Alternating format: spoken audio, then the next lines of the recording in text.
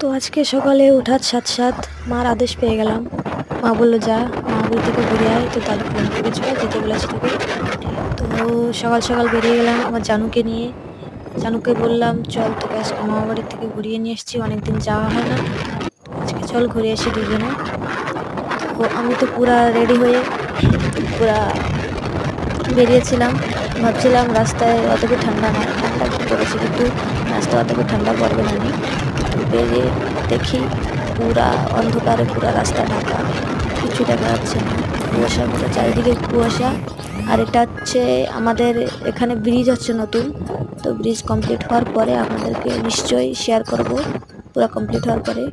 তো আমি চালাচ্ছিলাম, এদিকে ঠান্ডায় কাঁপছিলাম আর চালাচ্ছিলাম, এক হাতে চালাচ্ছিলাম আর এক হাত থেকে ভিডিও করছিলাম।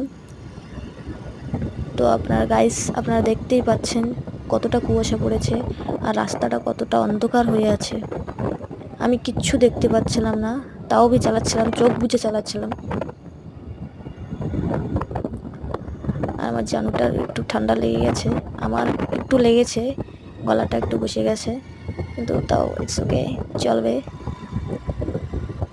তো যেতে যেতে আমার মনে পড়লো ছোট্ট একটা ক্লিপ নেওয়া যাক, এই মুহূর্তটা যখন বেরিয়েছে একটু এটাকে ক্যাপচার করি।